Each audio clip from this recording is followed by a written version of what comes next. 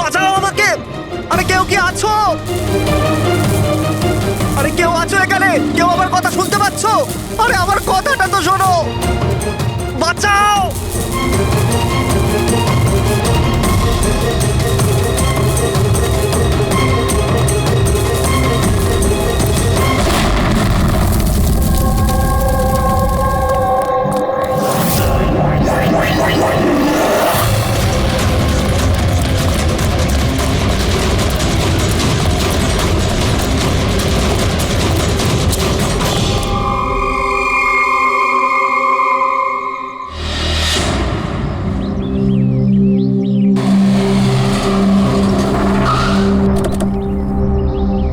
নমস্কার স্যার। নমস্কার স্যার।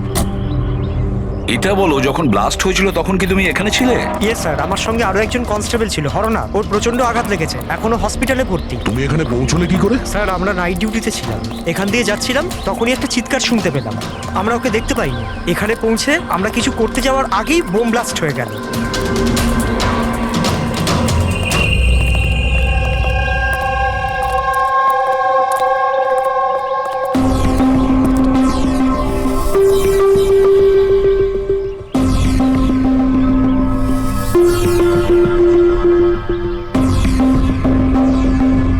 একটা কথা বলো আমায়, যখন তুমি এখানে এসেছিলে তখন তুমি এখান থেকে কাউকে যেতে দেখেছিলে বা পালাতে দেখেছিলে? হ্যাঁ স্যার, আমি ওকে তাড়াও করেছিলাম, কিন্তু ও পালিয়ে গেল। ও আমার আগেই ছিল, কিন্তু জানি না কেমন করে অদৃশ্য হয়ে গেল। আর এখানে হরনাথের অবস্থা ভালো ছিল না, তাই আমি ওর কাছে ফিরে এলাম। ঠিক করেছো তুমি, গুড ওয়ার্ক। পঙ্কজ, একটু ওদিকটা চেক করো, দেখো বোমের কোনো অবশিষ্ট অংশ পাও কিনা, আর যদি কিছু পাও তাহলে ওটা এভিডেন্সে পাঠিয়ে দাও।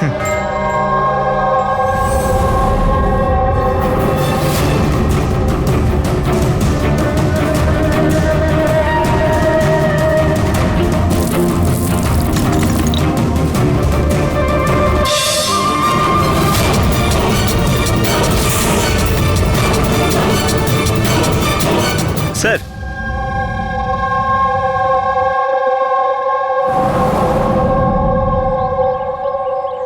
ডাইনামাইট স্টিক, আর স্যার এতে ব্যাচ নাম্বারও লেখা আছে। অ্যারোডাইনামিক। স্যার হ্যাঁ, এটা কিছু একটা চকচক করছে।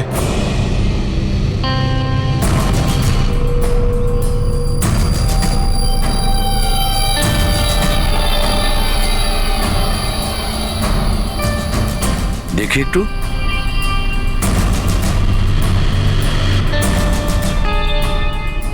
দয়া, এটা তো একটা দাঁত দেখছি, সোনার দাঁত। এক মিনিট, আচ্ছা একটু ম্যাগনিফাইং গ্লাসটা দাও তো।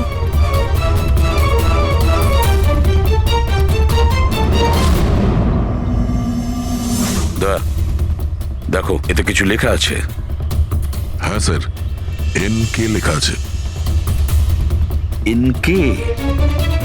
আচ্ছা, এটা মরে যাওয়া লোকটার নামের ইনিশিয়াল নয় তো? হতেই পারে দয়া। এটা আবার হয়নি তো এই নামে যে আছে তাকে কিডন্যাপ করা হয়েছে? আর যদি কিডন্যাপ হয়ে থাকে স্যার, তো ওর বাড়ির লোক নিশ্চয়ই কোথাও না কোথাও কিডন্যাপ হওয়ার রিপোর্ট লেখাবে। হ্যাঁ, চেক করতে হবে, দেখতে হবে যে এই নামের কতজন ব্যক্তি নিখোঁজ হয়েছে।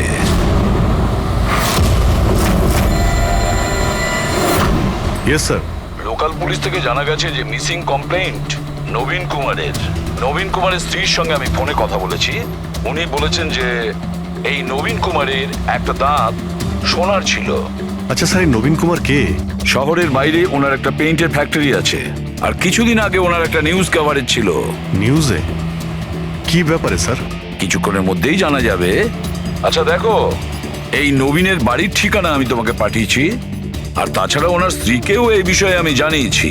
আর যদি আমার ধারণা ঠিক হয়ে থাকে তাহলে অভিজিৎ, নিশ্চয়ই মিডিয়ার লোক ওখানে তোমার আগে পৌঁছে যাবে। অনেক ঝামেলা আছে, সামলে নিও।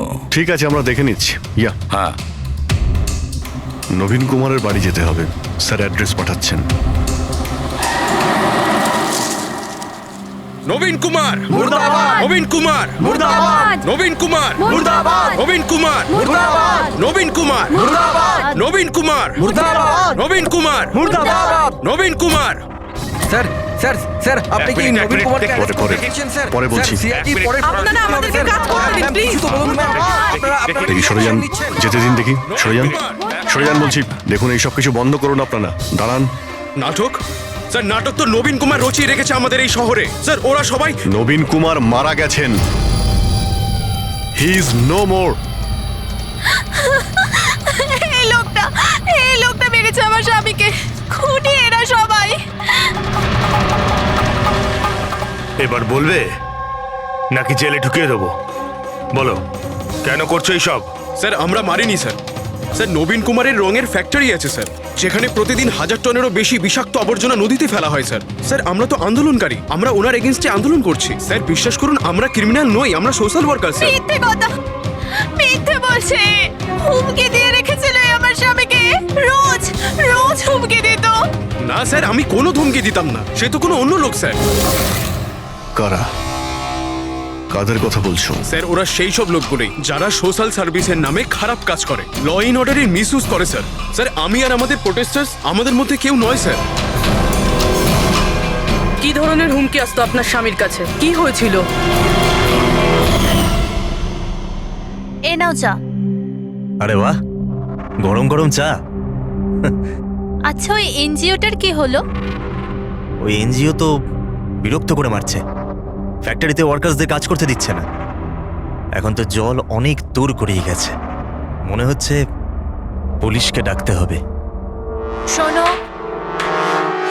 বাহ নবীন বাবু, আপনাদের মতো সৎ লোক আবার পুলিশদের কাছে যাচ্ছে নাকি? তুমি ভেতরে কি করে এলে?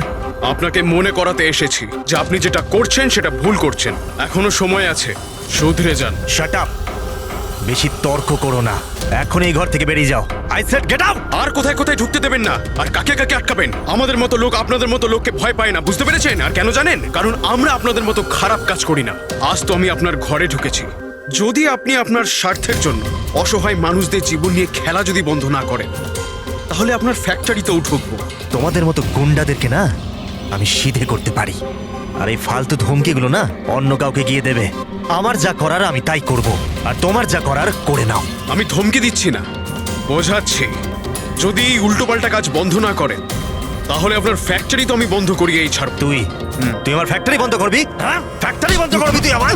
শোনো, শোনো প্লিজ, প্লিজ তুমি শান্ত হও, আর আপনি ওকে বিরক্ত করা বন্ধ করুন। আপনি যান এখান থেকে প্লিজ। প্লিজ বলছো তুমি একে? হ্যাঁ, আমি তোকে লাথি মেরে বার করে দেবো, চল। এটা কোত্থেকে আওয়াজ এলো?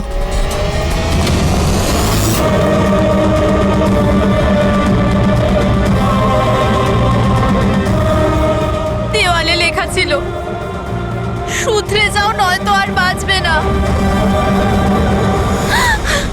আর শেষ পর্যন্ত মেরে ফেললো এরা নবীনকে। এই লোকটা মেরে ফেলেছে আমার স্বামীকে। বিশ্বাস করুন স্যার, আমি সত্যি বলছি, আমি কিচ্ছু করিনি স্যার। যে করেছে তাদের কথা স্যার বলো। নিশ্চয়ই, কেন বলবো না স্যার। স্যার ওনার জন্যই তো আজকে আমরা ফেসেছি স্যার। স্যার আমরা প্রোটেস্টার, আমরা সোশ্যাল এনভায়রনমেন্টের জন্য প্রোটেস্ট করি স্যার। স্যার ওরা অনেকটা নিচে নামতে পারে স্যার। চিনতে পারবে তাদের? নিশ্চয়ই, কেন নয়, কিন্তু আমাদের সেফটির কি স্যার? ওরা অনেক খারাপ লোক স্যার। ডোন্ট ওয়ারি, তোমার কিছু হবে না। শুধু নামেই সোশ্যাল ওয়ার্কার, ওরা ক্রিমিনালস, ওরা তিনজনে। ক্রিমিনাল? আর এটা তুমি কি করে জানলে? আমি কি, এটা সবাই জানে যে ওদের উপর কতগুলো কেস চলছে। সবসময় ওরা বেলেই বাইরে এসেছে স্যার। ওই মানুষটা নিজেকে পরিবেশের রক্ষাকর্তা বলে, নেচার গার্ডিয়ান। স্যার সবার প্রথমে ওই দিন কর। নবীনের মতো লোকের সব জায়গায় শত্রুই থাকবে স্যার। ওই বলে না স্যার, যেমন কর্ম তেমন ফল। তার মানে হ্যাঁ? কি বলতে চাইছো তুমি? কত নিরীহ মানুষের জীবন নষ্ট করেছে ও। হতে পারে তাদের মধ্যে থেকে কেউ বদলা নিয়েছে। তাদের মধ্যে কেউ কেন, বরং আমি তো বলছিলাম যে প্রতিশোধ তুমি নিয়েছো, তুমি ওকে মেরেছো। না স্যার, আমার সাথে ওর কোনো ব্যক্তিগত শত্রুতা ছিল না। আমি ওকে কেন মারবো? কারণ নবীনের কার্যকলাপে তুমি ক্ষুব্ধ ছিলে। কেন? স্যার যদি আমায় এরম কিছু করতেই হতো, তাহলে আমি অনেক আগেই করে ফেলতাম। নবীন না জানি কত বছর ধরে আমাদের পরিবেশ দূষিত করছিল। তোমরা নিশ্চয়ই খুব আনন্দ পেয়েছো মিস্টার নবীন মারা গেছে শুনে অন্য কেউ তোমাদের কাজ করে দিয়েছে কি? না স্যার, আমার ওর প্রতি কোনো মায়া ছিল না, কিন্তু আমি ওকে মারিনি। আমরা কি করে বুঝবো যে তুমি সত্যি বলছো? স্যার, যে সময়ের কথা আপনি বলছেন ওই সময় আমি ইউনিভার্সিটিতে লেকচার দিচ্ছিলাম। আপনি চাইলে ওই প্রফেসর দেশাইয়ের সঙ্গে কথা বলতে পারেন, ওই সময় আমি ওখানেই ছিলাম। স্যার পল্লবী, ওকে প্রায় দিনই দেখা যায় নিউজে কারুর না কারুর সাথে ঝগড়া করতে। স্যার সোশ্যাল ওয়ার্কের ফিল্ডে আপনি যে কোনো কাউকে জিজ্ঞাসা করুন ওর ব্যাপারে, সবাই জানে যে ও কিরকম, ও নিজের টিম দিয়ে কিরকম উল্টোপাল্টা কাজ করায়। হ্যাঁ তো আমি ট্রেড অ্যাকাউন্ট করি, সোজাভাবে বললে লোকে বুঝতে পারে কই।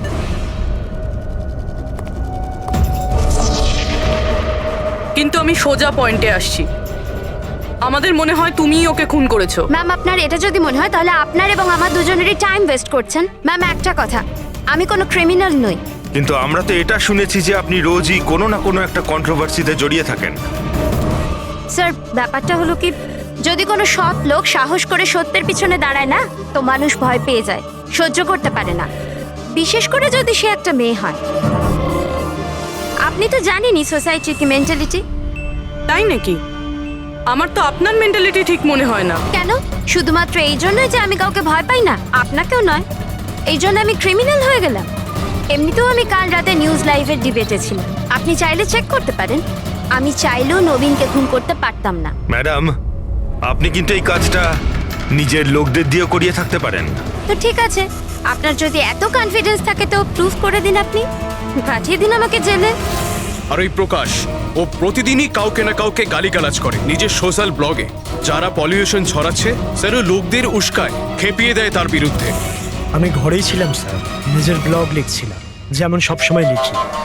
প্রত্যেকবারের মতো সবাইকে উস্কাচ্ছিলেন, তাদের ব্রেন ওয়াশ করছিলেন নবীনের মতো লোকেদের বিরুদ্ধে কি? স্যার, নবীনের সাথে আমার কোনো ব্যক্তিগত শত্রুতা ছিল না, আর প্রকৃতির জন্য আমি অ্যাওয়ারনেস স্প্রেড করতেই থাকি। ব্যক্তিগত শত্রুতা না থাকলে তোমার সবকটা ব্লগে নবীনের নাম কেন থাকে?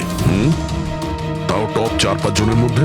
কালকেও যে ব্লগটা লিখেছিলে সেখানেও নবীনের নাম ছিল না? হ্যাঁ স্যার, নবীনের নাম ছিল ওখানে। আর এই কথাটা আমি লুকোবই বা কেন? ও খারাপ লোক ছিল, কিন্তু এর মানে তো এটা নয় যে আমি ওকে খুন করে দেবো। কেন? কেন মারবে না? এরকম লোকেদের তো তুমি ভীষণ ঘৃণা করো, তাই না? তোমার মনে হচ্ছে তোমার পরিশ্রম বিফলে চলে যাচ্ছে, আর তারপরে নবীনকে এত বোঝানোর পরেও নবীন পরিবেশ দূষিত করে দিচ্ছিল, আর সেই জন্য তুমি রেগে যাও আর তারপরে নবীনকে শেষ করে দাও। আমি একজন রেসপন্সিবল সিটিজেন স্যার, কোনো ক্রিমিনাল নয় স্যার। আমার কাজ এটাই, আমার ব্লগের মাধ্যমে ঠিক আর ভুলের তফাৎ বোঝানো, কারোর ক্ষতি করা নয়। স্যার, ইন্টারোগেশনে তো কেউই কোনো ভয় পায়নি। হ্যাঁ, কোনো ভয় পায়নি ঠিকই, এই 3 জনের উপর কড়া নজর রাখতে হবে। কেন স্যার? ঠিক, ভয় একটা অদ্ভুত জিনিস। যদি ওই 3 জনের মধ্যে কেউ খুন করে থাকে, তাহলে সে ভয় পেয়ে কিছু না কিছু গন্ডগোল করবেই, কোনো না কোনো ভুল সে নিশ্চয়ই করবে।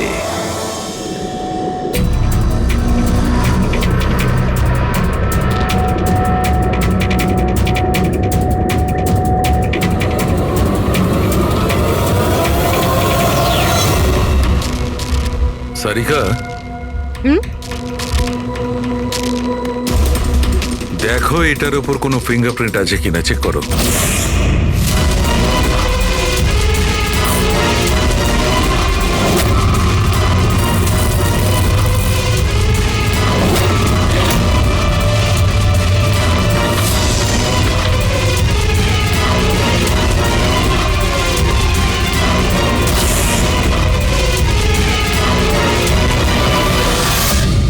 স্যার, এটাতে তো কোনো ফিঙ্গারপ্রিন্টস নেই।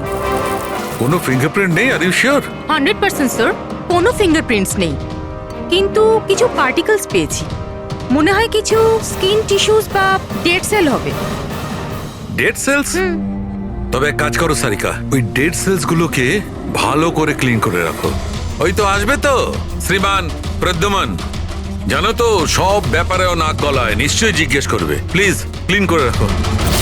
স্যার, ডায়নামাইটে কোনো ফিঙ্গারপ্রিন্টস তো পাওয়া যায়নি, কিন্তু কোনো একজনের ডেড স্কিন টিস্যুস পাওয়া গেছে, পচা চামড়ার টুকরো। পচা চামড়া? হতে পারে এটা ওই লোকটারই, সেই লোকটা যে লোকটা ডায়নামাইট লাগিয়েছিল। হ্যাঁ স্যার। সালুকে, এই পচে যাওয়া চামড়াগুলোর তুমি ডিএনএ টেস্ট তো করতে পারো, কিছু তো জানা যাবে। বস, পচে যাওয়া চামড়া থেকে ডিএনএ বার করাটা খুব কঠিন কাজ। তোমাকে একটা কথা খুব জোর দিয়ে বলতে পারি, যে লোকটি এই ডায়নামাইটটাকে শেষবার ধরেছে ওর স্কিন ডিজিজ আছে, চামড়ার অসুখ, আর সেটাও খুব গুরুতর। এমনিতে দেখে কিছু বোঝা নাও যেতে পারে, কিন্তু বস এই অসুখটা ওকে ভেতর থেকে শেষ করে দিচ্ছে। তাহলে তো আমরা এর মাধ্যমে ওর কাছে পৌঁছতে পারি। হ্যাঁ, কিন্তু কোনো প্রমাণ তো দরকার। Hello, ACP Pradyuman here. হ্যাঁ বলুন। আচ্ছা, গুড, থ্যাংক ইউ। কে? ডায়নামাইট ম্যানুফ্যাকচারার বলছিল ওরা রেকর্ড চেক করেছে, ওই ডায়নামাইট কোনো খনিকে বিক্রি করেছে ওরা। মানে মাইন সাইট? হ্যাঁ, মাইন্ড সাইট। এবার এটা খোঁজ নিতে হবে এই ডায়নামাইট মাইন্ড সাইট থেকে খুনি পর্যন্ত কিভাবে পৌঁছলো।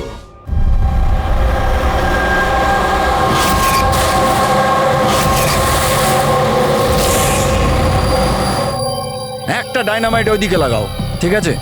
আর আরেকটা 50 মিটার দূরে ওইখানে লাগাও। হ্যাঁ স্যার। আর একটা ওইদিকেও লাগাতে পারো। আচ্ছা স্যার। একটা সোজা লাগাও ওইখানে, একদম 50 মিটার দূরে। আর এই 6 সেকেন্ড পরে ব্লাস্টগুলো হবে। ঠিক আছে স্যার। ওকে। আর কোথায় লাগানো যায়? ওইখানে মাঝখানে ফিট করা যাবে কি? এক্সকিউজ মি, আপনার নাম বিনীত? ইয়েস। আপনারা কারা? আপনি এই সাইটের ম্যানেজার? কিন্তু ব্যাপারটা কি বলুন তো? দেখুন বিনীত বাবু, যখন ম্যানুফ্যাকচারিং কোম্পানি থেকে ডায়নামাইট আপনাদের এখানে আসে, মানে এই সাইটে, মাইন্ড সাইটে, সেটার ইনচার্জ তো আপনিই হবেন, তাই না? ইনচার্জ তো আমি, কিন্তু কনসাইনমেন্টের পরে অপারেটর টিমও কিন্তু এটা হ্যান্ডেল করে। আমি এটা একা সামলাই না। আমরা জিজ্ঞেস করেছি আপনাকে যে ডায়নামাইট কে সামলায়। একটু এই ডায়নামাইট স্টিকটাকে দেখুন। আচ্ছা, ব্যাচ নাম্বার দেখে আপনি কি বলতে পারেন এই লটের বাকি ডায়নামাইট স্টিকগুলো কোথায় আছে? স্যার, এটা লাস্ট কনসেলমেন্টের মনে হচ্ছে, এখনো ব্যবহার হয়নি, গুদামে পড়ে আছে। চলো দেখাও। বিনীত, যখন ডায়নামাইটের কনসাইনমেন্ট এখানে আসে, সেটাকে চেক তুমি নিশ্চয়ই করো, তুমি তো ইনচার্জ, তাই না? হ্যাঁ হ্যাঁ হ্যাঁ, অফকোর্স স্যার। আচ্ছা, আপনার এই ব্যাচের কনসাইনমেন্ট নিয়ে কোনো গন্ডগোল মনে হচ্ছে? গন্ডগোল? না না, নর্মালি তো ছিল, যেরকম হয় আর কি। কিন্তু আপনি এটা জিজ্ঞেস করছেন কেন? নর্মাল আছে তো, যেমনটা থাকে। প্রতিটা বক্সে 10টা করে লেখা আছে স্যার। এটা খুলে দেখো তো কতগুলো আছে, গুনো।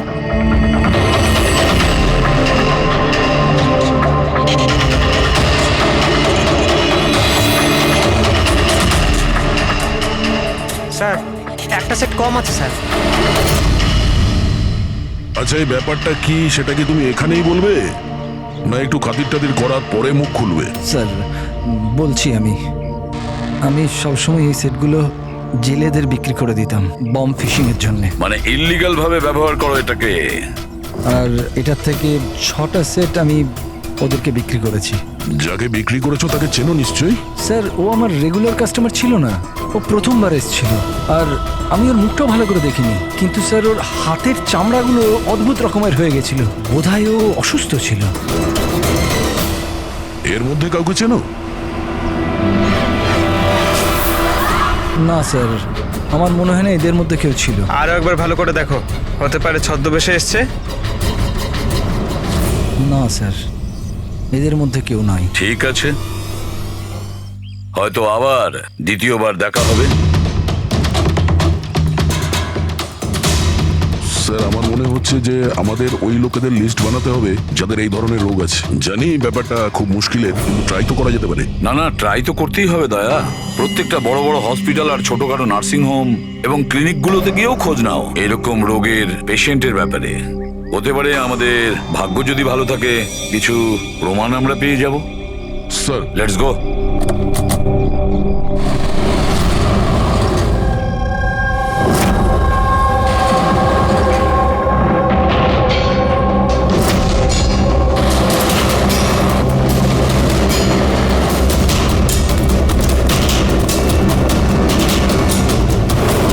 এই ধরনের অসুখ 1000 জনের মধ্যে একজনের হয়ে থাকে।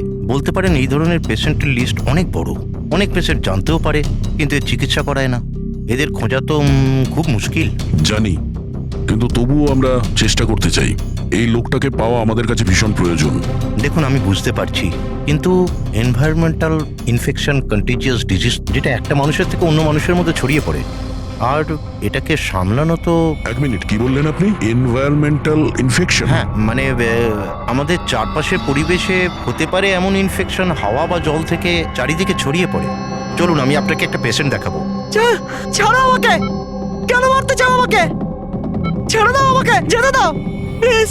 দেখো, আমাকে যেতে দাও sir, please help me sir, help please, help sir, help.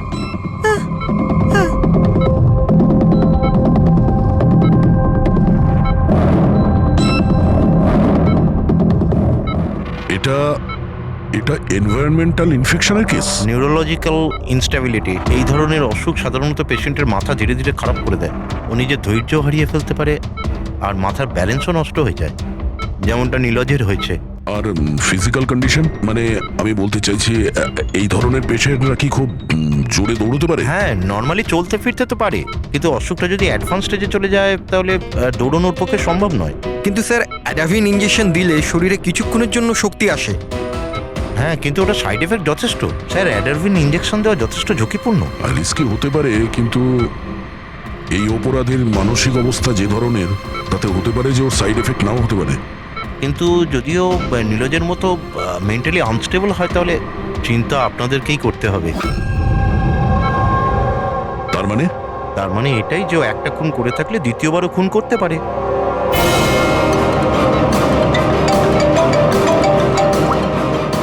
হ্যাঁ স্যার। কি প্রকাশ পঙ্কজকে ফাঁকি দিয়ে পালিয়ে গেছে?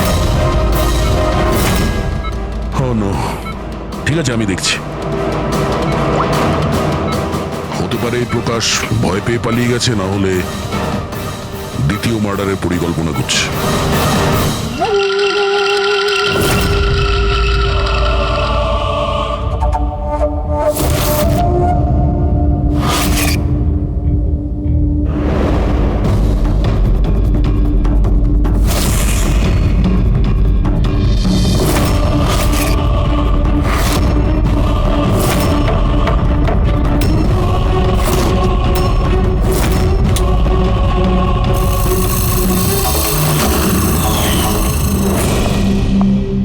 আরে বাবা, আজ তুমি তাড়াতাড়ি উঠে পড়লে। Good morning. এই রইলো তোমার চা, তাড়াতাড়ি খেয়ে নাও, নাহলে ঠান্ডা হয়ে যাবে।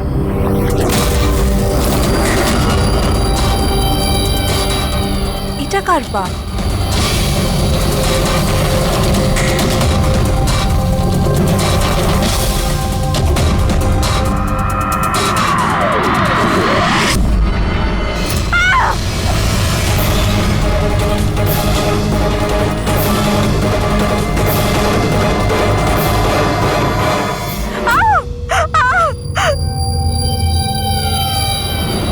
স্যার, আরও একটা মার্ডার।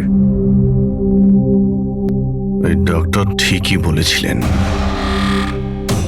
ওই খুনির মাথা খারাপ হয়ে গেছে, ওর মানসিক অবস্থা ঠিক নেই। স্যার, মনে হচ্ছে খুন করার একটা প্যাটার্ন বানিয়ে ফেলছে এই খুনি।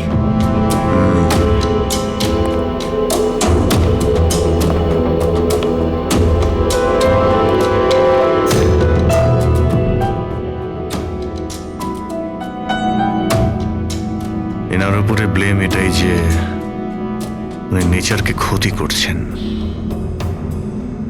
ইলিগাল ডিফরেস্টেশন, জমি হাতানোর জন্য ইলিগালি গাছ কেটে ফেলা। ওই খুনি এনার সঙ্গেও তাই করেছে। আর তাও প্রকাশ উধাও হয়ে যাবার ঠিক পরেই। ওয়েপেন কি ব্যবহার করেছে? 100% চেইন স, না হলে হাড়ের সঙ্গে মাংসকে এইভাবে কেটে বডিটাকে দু টুকরো করা এত সহজ নয়। স্যার, যদি চেন স ব্যবহার করেই থাকে তাহলে আওয়াজ নিশ্চয়ই হয়েছিল। বাড়িতে কেউ না কেউ তো শুনবে। রাতে কে কে ছিল? আমার হাজবেন্ড তো কাজের জন্য বাইরে থাকে, বাড়িতে শুধু আমি, বাবা আর আমাদের চাকর ছিল। আপনি আপনি কোনো আওয়াজ শুনেছিলেন? না, কোনো আওয়াজ শুনতে পাইনি। রামানন্দবাবুর কারোর সাথে শত্রুতা বা কেউ কোনোদিন হুমকি দিয়েছিলেন ওনাকে? হ্যাঁ, কিছু সপ্তাহ আগে কিছু অদ্ভুত হয়েছিল। বাবাকে কেউ ধমকাচ্ছিল আর বাড়ির বাইরে দেওয়ালে কেউ কিছু লিখে দিয়েছিল যে শুধরে যাও, না হলে তোমার সাথে ওরকমই হবে যেটা তুমি গাছের সাথে করো।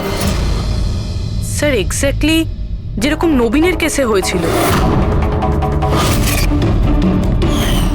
স্যার, একটা কথা কিছুতে মাথায় ঢুকছে না। খুনি কারোর বাড়িতে ঢুকে এরকম নৃশংসভাবে কাউকে খুন করে বাড়ি থেকে বেরিয়ে যায়, আর কেউ কিছু শুনলো না, কেউ দেখলোও না।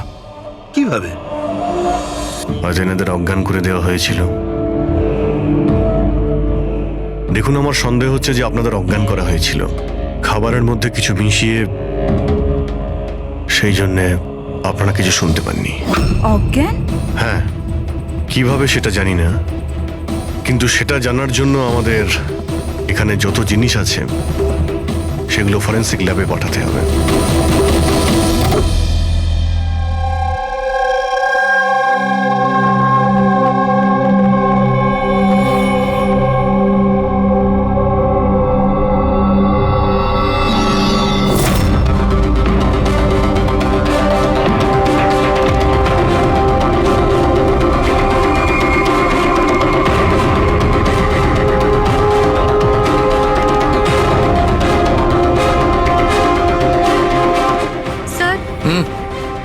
বাড়িতে যত রকম খাবার জিনিস ছিল চেক করে নিয়েছি, আর পানিও।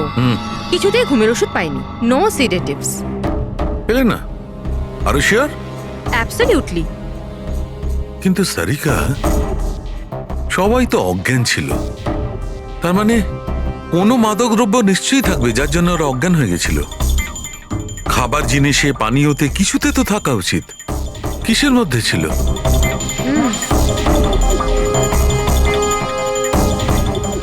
হ্যাঁ, মাদক দ্রব্য ছিল।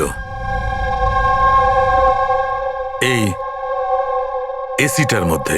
এসিতে? ইয়েস, এই এসিতে মাদক দ্রব্য মেশানো হয়েছিল, আর এর হাওয়াটা ঘরের মধ্যে ঢোকা মাত্র মাদক দ্রব্য ছড়িয়ে পড়ে আর সবাই অজ্ঞান হয়ে যায়। হ্যাঁ, চেক ইট। ইয়েস।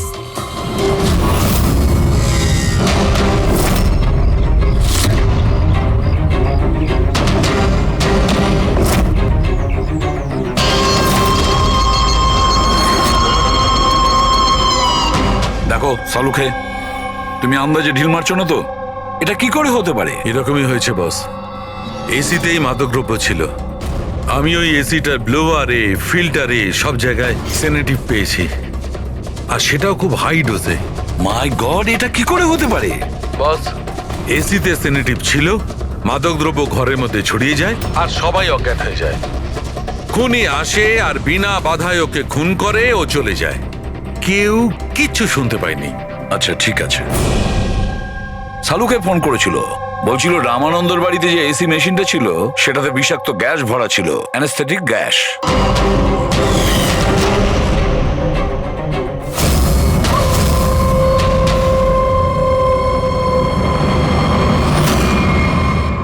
অ্যানাস্থেশিয়া দিয়ে লোকেদের ট্রিটমেন্ট করা হয় শুনেছি।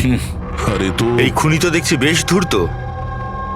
প্রকাশের ব্যাপারে কি জানতে পেরেছো? স্যার কিছু জানতে তো পারিনি, বাট আই এম শিওর পরের খুনের প্ল্যান করছে।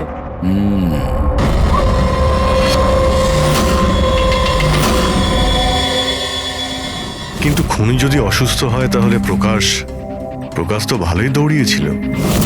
স্যার, এমনটাও তো হতে পারে যে অন্য কাউকে দিয়ে এই খুনটা করিয়েছে। তাহলে ও পালিয়ে গেল কেন? এই শব্দটা কিসের? চলো তো।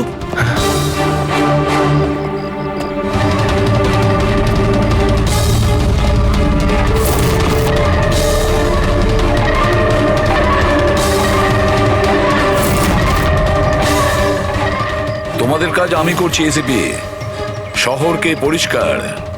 আর আমার এই রাস্তায় যে আসবে তাকেও আমি এই জগৎ থেকে পরিষ্কার করে দেব। এ কে হতে পারে? স্যার মনে হয় খুনি জানতে পেরে গেছে আমরা ওর পিছনে আছি, ওই জন্য পাগল হয়ে গেছে। এই, দাঁড়াও, ধরো ওকে।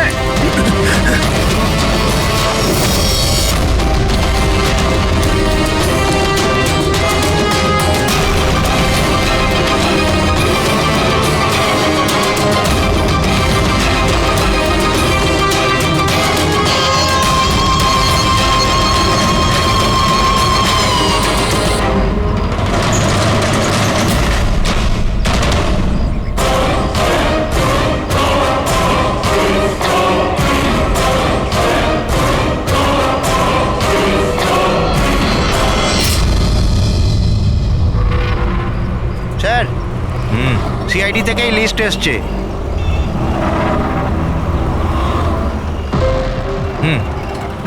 এরা তো ওই লোকগুলি যাদের নয়েজ পলিউশনের ধমকি দেওয়া হয়েছে। সখারাম, ওই ক্লাবের মালিককে মনে আছে? আরে যাকে কদিন আগে ধমকি দেওয়া হয়েছিল। কে স্যার? ও বীর। আচ্ছা সখারাম, ওর বিরুদ্ধে কোনো কমপ্লেন আছে নাকি? হ্যাঁ স্যার, ওটা তো রেসিডেন্সিয়াল এরিয়া না, তো আশপাশের 2-4টে ঘর থেকে কমপ্লেন এসছে যে অনেক রাত্রির পর্যন্ত জোরে মিউজিক চলে, এই সব কমপ্লেন। আওয়াজ মানে নয়েজ পলিউশন। সখারাম, তুমি একটা কাজ করো, তুমি সিআইডির লোকেদের ফোন করো এখনই, এই সময়।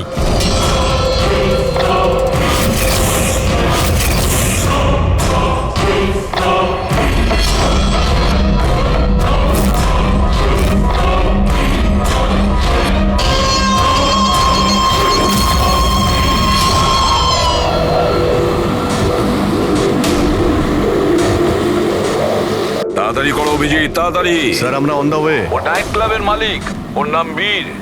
কিন্তু স্যার ব্যাপারটা কি? দয়া, লোকাল ইন্সপেক্টর থেকে জানা গেছে বীরকেও একই রকম হুমকি দেওয়া হয়েছে, আর সেটাও শব্দ দূষণ করার জন্য। সরি স্যার, কিন্তু নয়েজ পলিউশন এটা একটু বেশি হয়ে গেল না? রবি, ওর মানসিক অবস্থা ঠিক নেই, এই খুনি যা খুশি করতে পারে। ডোন্ট ওয়ারি স্যার, ওই খুনি যদি ওখানে থাকে তাহলে এবারে আর আমাদের হাত থেকে বাঁচবে না স্যার। এই প্রকাশ কিন্তু এখনো নিখোঁজ, আর বীরের প্রাণ সংশয় রয়েছে। যে করেই হোক ওকে সুস্থ আর নিরাপদে আমাদের এখানে নিয়ে এসো।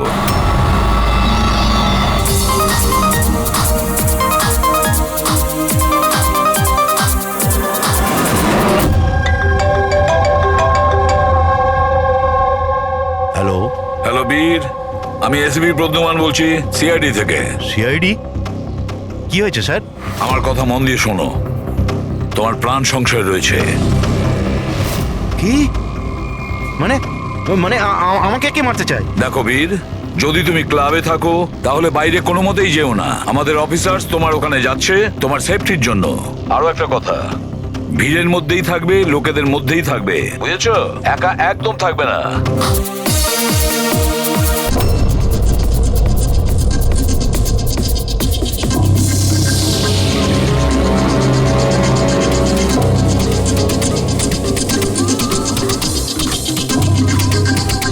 দেখো, আমি আমার কেবিনে যাচ্ছি, ঠিক আছে?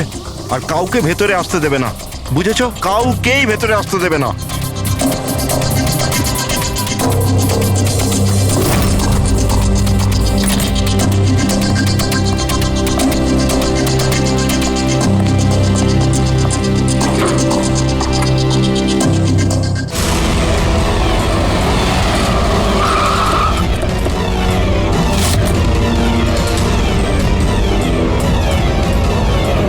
সিআইডি।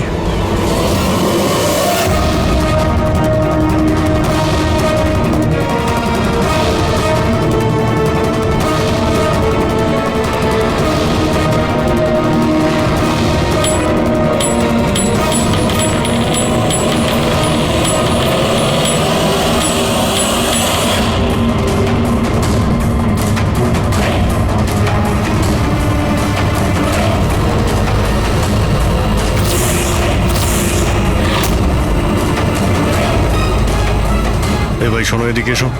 হ্যাঁ স্যার। বীর কোথায়? স্যার উনি কারুর সাথে দেখা করতে চান না। আমরা সিআইডি থেকে আসছি, কোথায় ও? আসুন স্যার।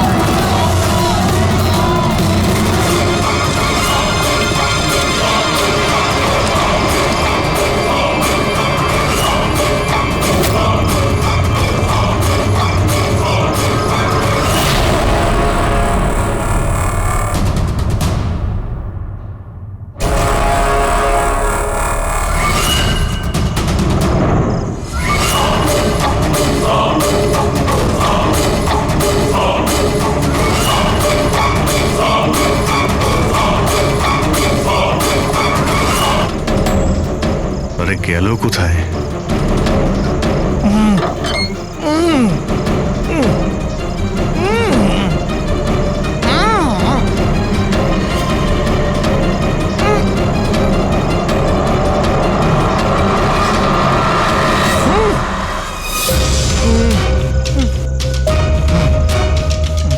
এই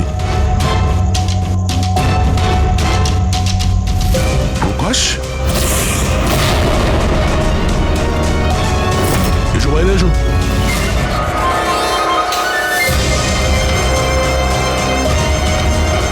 তুমি এখানে কি করছিলে? হ্যাঁ, আমাদের হাত থেকে বাঁচার জন্য কি এইসব করছিলে? না অভিজিৎ, মনে তো হচ্ছে না। এর হাত পা বাঁধা ছিল, মনে হচ্ছে কেউ হাত পা বেঁধে ওকে এখানে ফেলে দিয়েছে। রবি, এসপি স্যারকে ফোন করে বলো যে প্রকাশকে পাওয়া গেছে, আর ওর একটু ফার্স্ট এড করে দাও। স্যার যাও। চলুন। বুঝতে পারছি না প্রত্যেকবারও পালিয়ে যাচ্ছে কি করে। ও কোথায় লুকিয়ে পড়ছে? হয় ও আকাশে উড়ে গেছে, না হলে মাটিতে ঢুকে গেছে।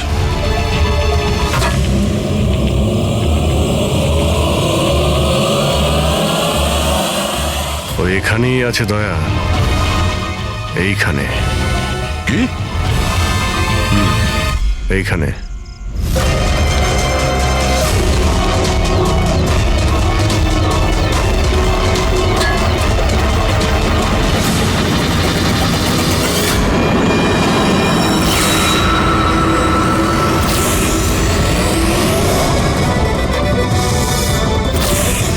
বাইরে আয়।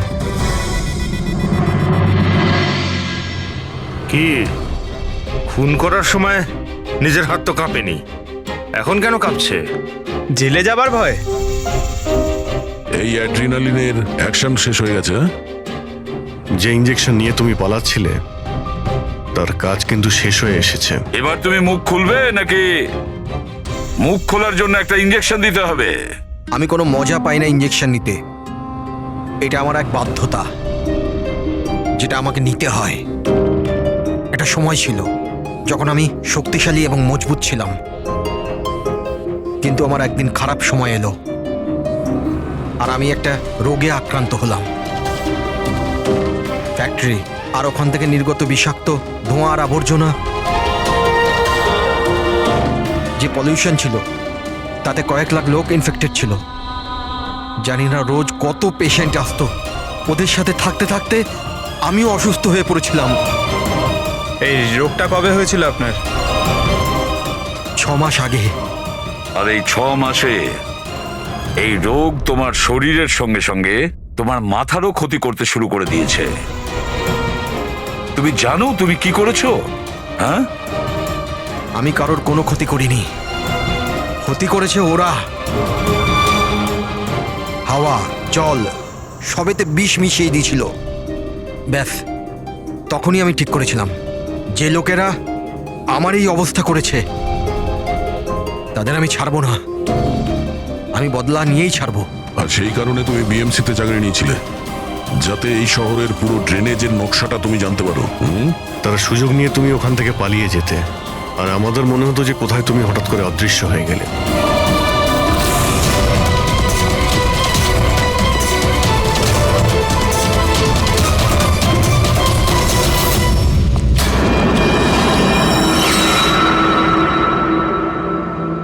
একটা কথা কিন্তু আমি এখনো বুঝিনি, প্রকাশ তোমার কি ক্ষতি করেছিল?